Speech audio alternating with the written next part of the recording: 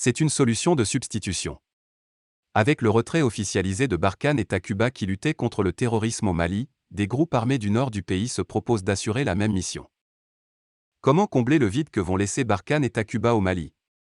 Les propositions ne manquent pas. La dernière vient du nord du pays. Il s'agit des groupes armés du Nord. Membres du cadre stratégique permanent, CSP, ce sont les groupes armés signataires de l'accord de paix de 2015 avec le gouvernement.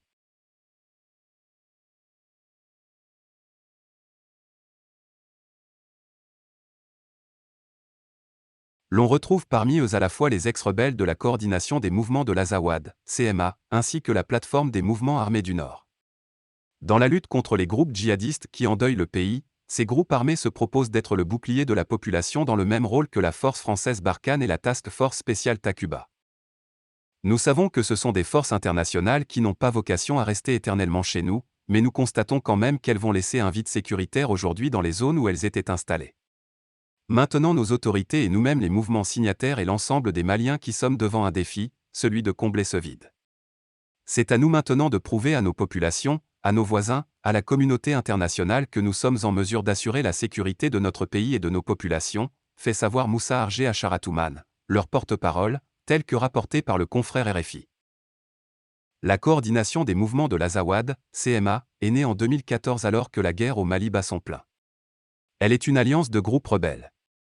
Au nombre de ces groupes rebelles, l'on peut citer le Mouvement national pour la libération de l'Azawad, MNLA, le Haut Conseil pour l'unité de l'Azawad, HCUA, et une aile du mouvement arabe de l'Azawad, MAA, qui sont tous des mouvements indépendantistes. La seconde coalition qui est la plateforme est née en juin 2014 dans le même contexte que la CMA. Elle est composée du groupe autodéfense Touareg et alliés, Gassia, la coordination des mouvements et fronts patriotiques de résistance, CMFPR. Une idée qui peut s'appliquer à la situation actuelle au Mali? Pour Seydi Kaba, un journaliste, écrivain et spécialiste des questions africaines, la proposition des groupes armés du Nord ne colle pas à la situation malienne. Cette proposition ne correspond pas à la réalité sur le terrain.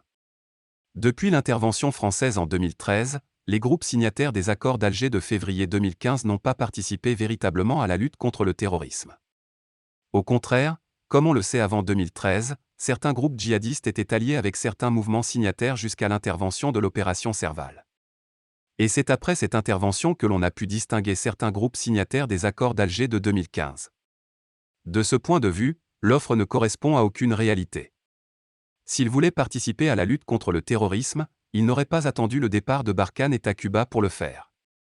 En outre, il est incertain que sur le terrain ils aient les moyens de faire face aux djihadistes.